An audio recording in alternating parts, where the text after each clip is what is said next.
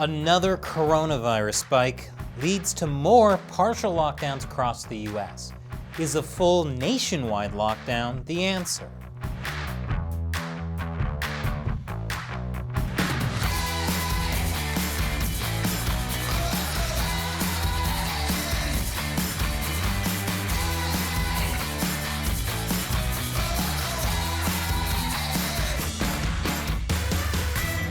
Welcome back to America Uncovered. I'm Chris Chappell. Does anyone else feel like living through 2020 is like waking up from a nightmare and then realizing you haven't actually woken up and you're still in the nightmare over and over again? Plus the nightmare keeps getting worse? Like the dead mink infected with a mutated form of COVID-19 that are rising from their graves after they were killed. It's 2020. Of course, there are coronavirus-infected mink zombies. It's happening in Denmark. I guess there really is something rotten in the state of Denmark. Literally. Wait a minute. I wonder if that counts as a zombie plague for my 2020 disaster bingo. I'm going to say yes. What's that, Shelley? The mink aren't actual zombies? Oh, Shelley. I bet you believe that weird monolith found in the Utah desert is probably just art, too. Wake up, Shelley. It's 2020. Anything can happen. Speaking of trying to wake up from our collective nightmare, let's talk about the coronavirus. Back in September, I did an episode about why there's no end in sight for coronavirus lockdowns. Basically, every time states loosen coronavirus restrictions, there ends up being another spike in cases, and then things get shut down again. And now that the response to the virus has become politicized, that's also a major factor in the continuing purgatory of partial lockdowns and coronavirus spikes. It's the nightmare that we can't wake up from. Well, bad news, everyone. We're currently in a coronavirus spike. Nationally, it's worse than the spike we saw during the summer. If you look at the number of new cases reported during the last 7 days, more populous states like California, Texas, Illinois, and Pennsylvania have had the most cases. But if you look at the case rate, that is the number of cases per 100,000 people, then the Midwest is getting hit the hardest. What I'm learning from these maps is that it's time to move to Maine or Hawaii, depending on whether you like being warm. Hospitalizations are also rising, as is the death toll. And in response to the coronavirus spike, states are increasing restrictions. California and Ohio have issued curfews. People aren't supposed to leave their houses after 10 p.m. New Mexico enacted a 2-week shutdown. Pennsylvania tightened its rules on masks, requiring people to wear them even inside their own homes if there are people from more than one household there. But some experts are saying the fact that states are implementing different restrictions at different times is a problem. That it's not working because it's not uniform across the country. Back in March, the Trump administration had promoted nationwide guidelines called 15 days to slow the spread. But it was up to each state to make their own rules. And America never had a nationwide lockdown that was as strict as some countries. For example, France is currently going through a national lockdown. It's less strict than their first lockdown. Schools are open and people are going to work, but people still need a permission slip to leave their homes. Imagine telling people in Texas that they need a permission slip to go outside. That's clearly not something the Trump administration wants to do. The White House Coronavirus Task Force has been clear that they don't support a national lockdown. Meanwhile, some of Joe Biden's coronavirus advisors have said that they do support a national lockdown. I'll show you what those advisors have said after the break. Welcome back. In an interview from September, a member of Biden's coronavirus task force, Dr. Ezekiel J. Emanuel, said that the government needed a nationwide lockdown that lasts 8 weeks until we have a number of new cases in the 2 to 3 per 100,000 level. And after the election, another Biden COVID advisor said that a U.S. lockdown of 4 to 6 weeks could control the pandemic and revive the economy, which sounds counterintuitive since lockdowns have been wrecking the economy. but I'll let him explain. We could pay for a package right now to cover all of the wages, lost wages for individual workers, for losses to small companies, to medium-sized companies, for cities, states, county governments. We could do all of that. If we did that, then we could lock down for 4 to 6 weeks. And if we did that, we could drive the numbers down like they've done in Asia, like they did in New Zealand and Australia. And then we could really watch ourselves cruising into the vaccine availability in the first and second quarter of next year and bringing back the economy long before that.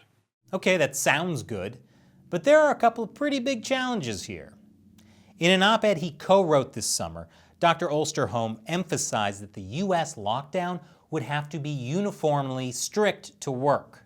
The problem with the March to May lockdown was that it was not uniformly stringent across the country. To be effective, the lockdown has to be as comprehensive and strict as possible. Even if the lockdown was stricter than anything we've done in the U.S. so far, would it succeed after only 4 to 6 weeks? Dr. Osterholm mentions New Zealand and Australia as examples of places that did it right. New Zealand has less than 5 million people. Australia has 25 million people. That's pretty different than trying to lock down 330 million people in the U.S. Australia initially locked down early in the year. Then in July, the Australian state of Victoria, which includes the city of Melbourne, initiated a second lockdown after cases surged. Government officials there initially said it would last 6 weeks, but then they kept extending it. And it ended up lasting nearly 16 weeks.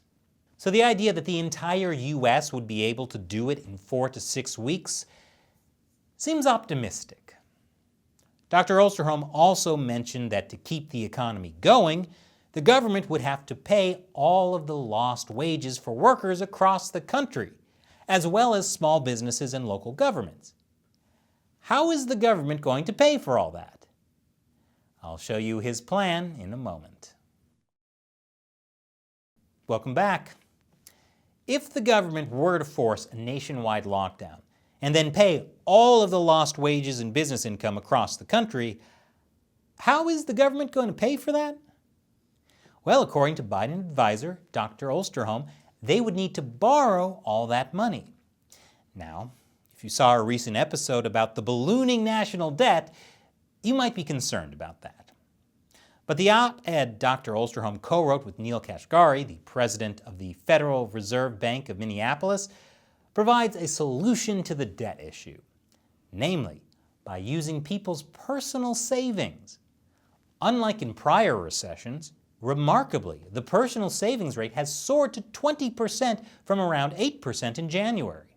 Typically, when the government runs deficits, it must rely on foreign investors to buy the debt because Americans aren't generating enough savings to fund it. But we can finance the added deficits for COVID-19 relief from our own domestic savings. Those savings end up funding investment in the economy. Okay, the problem is that there are only 2 ways you can finance government deficits from people's personal savings. One is you convince people to buy U.S. Treasury bonds at the current interest rate of, well, close to 0, so it wouldn't outpace inflation. And that means people basically lose money on the investment. The other is you can raise taxes. That forces people to use their personal savings to fund the U.S. government. Yeah, both of those sound like really great ideas. But if you think a national lockdown is a bad idea, the good news is that Joe Biden's other COVID advisors agree it's a bad idea. It seems like there may have been some backlash to Dr. Osterholm's idea. He later clarified that it wasn't a recommendation. Then what was it? And more Biden advisors came out to say that the consensus of the advisory group was that they do not recommend a national lockdown. As a group, really the consensus is that we need a more nuanced approach. We've learned a lot since the spring, and we can be much more targeted geographically. We can also be more targeted in terms of what we close. So I think of this as a dimmer switch, not an on and off light switch. So the new Joe Biden plan is to let the states do what they're doing already. Wait, isn't that Trump's plan? which is good because there would probably be a lot of backlash to a strict national lockdown. A recent Gallup poll showed that only 49% of Americans say they would be very likely to follow a 30-day shelter-in-place order, while 33% of Americans say they would be somewhat or very unlikely to follow the order. There's already a lot of pushback to the current restrictions. Plus, the very real economic and societal costs of the lockdown. We did an episode about how the lockdowns make the rich richer and the poor poorer. And it's just getting worse. Kids across the country are failing their classes. Businesses are struggling to survive. And people are going through pandemic fatigue. But you know what hasn't helped?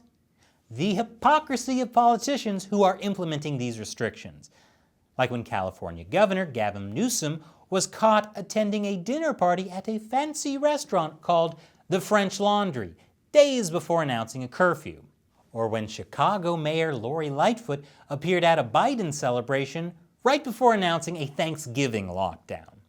Or when Denver Mayor Michael Hancock urged residents to avoid Thanksgiving travel, but then flew cross-country to see his own family. You know what?